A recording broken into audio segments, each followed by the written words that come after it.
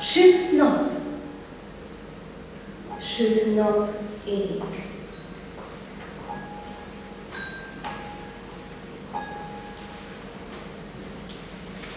Tüzesen süt le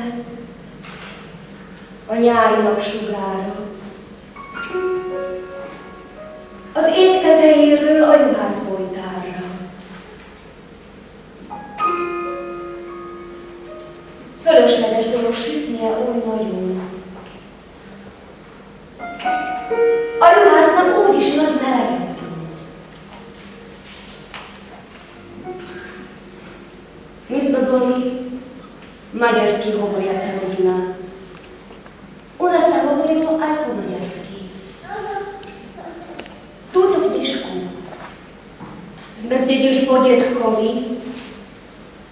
Podľa dátumu je to veľmi stará kniha.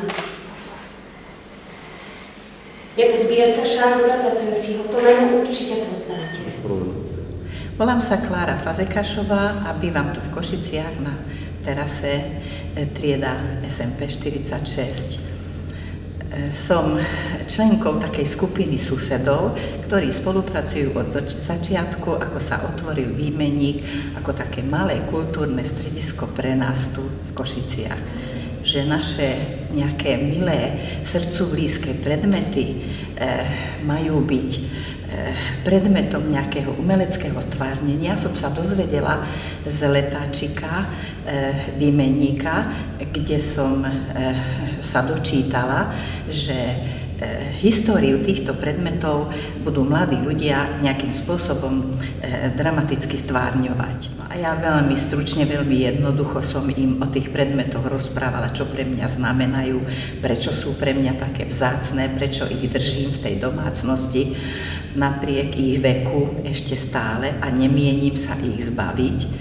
No a rozprávala som im veľmi jednoducho, ale počúvali ma tak pozorne, až ma to prekvapilo a tá ich pozornosť sa potom prejavila v tom umeleckom stvárnení, pretože do detailov sa zopakovalo to, čo ja som im vyrozprávala. Pri sťahovaní som ja to tu objavila. To ešte naša mamka opatrovala. Je to výtvor môjho otecka. On bol veľmi zručný, kreslil, maloval, aj karikatúram sa venoval. Áno, on bol veľmi všestranný. Pre mňa to malo veľký význam aj preto, že práve teraz som tu mala na návšteve vnúčku, ktorá vedela o týchto predmetoch, ale žiadne také moje citové výlevy som jej nikdy tak nerozprávala. A teraz včera mala možnosť to tak so mnou tu prežívať a veľmi sa jej to páčilo.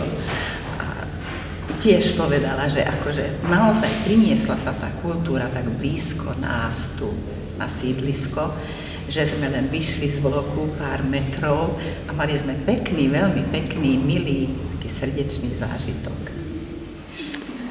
Mám tu príbor. Prežil dosť a je dosť historický. Fasoval som ho v 68., jak som prišiel na vojnu. Celé 2 roky som ho fakticky nepoužíval. Ešte chybuje nožík, ale ten nám padol v kuchyni na gumolit a sa zlomil. Nerezový.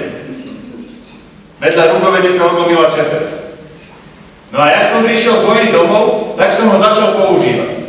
Jedol som iba s ním. Všetky lyžičky, čo predávajú, sú plítke. A táto je dosť hlboká. Dobrá je to lyžica, viete, menej sa zdržím pri polievke, alebo kratšie. Tá práca vlastne bola taká, že prvý týždeň som pomáhal zbierať ten materiál, vlastne tie rozhovory a tie predmety. A druhý týždeň sme vlastne už potom s Ivetou pracovali a vlastne postavili nejaký divadelný kus, aj keď čo bolo asi na tom najťažšie, bolo to, že není to ani divadlo, ale je to naozaj také divadelno, hudobno, možno výtvarné performance. Tak som sa ho spýtala, či príde odfotiť aj tú štvrtú dceru. Zaplatila som mu. A on sa viac neukázal. Tie 3 obrazy, ktoré nafotil, pripomína mi Kežmarok,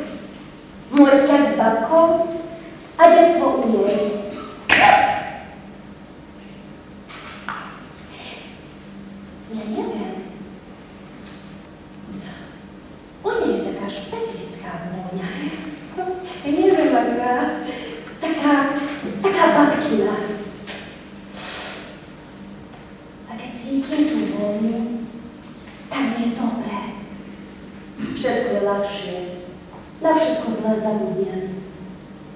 Tento globus je spojenie s babkou a kežmarkom. Kežmarok je babka a babka je kežmarok. Som Iveta Dite Jurčová, som režisérka, umelecká šéfka divadla Pôton. V podstate dokumentárnemu divadlu sme sa začali venovať pred 3 rokmi, asi keď sme robili projekt Terra Granus, ktorý tiež vychádzal zo zbierania materiálov a v podstate z takých dokumentárnych častí, z ktorých sme vytvorili jednu inscenáciu. Vtedy sme pracovali na tomto projekte celý rok. Tentokrát v Košiciach bola práca oveľa rýchlejšia, ale sústredená, pretože pracovali sme v podstate 2 týždne, témou bol opäť domov, takisto ako Terra Granus, ale prinieslo nám to, myslím si, že iné skúsenosti, iné poznatky, aj inak sa vyvinula ako keby tá interpretácia témy, pretože sme sa museli odpichnúť v podstate od toho, čo nám ľudia priniesli, že tá téma bola akoby zrazu širšia, oveľa otvorenejšia a museli sme hľadať kľúč k tomu, ako to vzájomne pospájať a ako urobiť nejakú takú jednoliatu alebo sa pokúsiť o jednoliatu výpoveď. Domov musí byť prenositeľný. Tam, kde bude tvoje srdce, tam bude i tvoj poklad. Dosť dlho som bol taký, že som dával pozor na to, aké veci kupujem. Pretože keby bolo potrebné odísť, tak kam ich potom dám? Čo s nimi urobím? No a doma mám taký regál a tam mám teraz 10 takýchto tašiek. Ale to bolo pre mňa dôležité. Tá nositeľnosť. Cítim sa doma tam, kde som. Keď sa ma niekto opýta, že odkiaľ som, tak poviem, že som Francúz zo Žiliny, ktorý momentálne býva v Košiciach. Cítim sa doma v Košiciach, ale veľa vecí mám ešte v Žiline, pretože ten byt je v Žiline. Keď máme pred sebou veľký poklad, nikdy o tom nevieme. A vieš prečo? Lebo ľudia neveria na poklady. Ja som Zuzana Formánková. Skôr k tomu priestoru, s tým pracovaním v tom inom ako divadelnom priestore. V podstate to vždycky je to iné, každé divadlo, keď sa robí, tak je to iné, ale ten nedivadelný priestor je, zase má tiež vždycky určité svoje aj výhody, aj nevýhody, že na jednej strane človeku od začiatku v podstate dáva tú možnosť, že myslí to úplne inak, aj nie svojím spôsobom netradične. Tak mne záležalo na zdraví rodiny, tak som vybrala preč. A akože mi záležalo na zdraví rodiny, tak som vybrala preč. No tie pokusy, čo robí Evalino, nie? So žiareným. Keď dali kukuricu vedľa a pukanec sa z toho spravil. Chcela by som robiť rodinné. Chcem sa stravovať zdravo a veľmi Chcela by som mať krásne štáty. Chcem znova cestovať do Saveku a Kozmušu. Takže som Samuel Kukuruďa. No, ja som donesol moju knižku. Je to moja obľúbená knižka.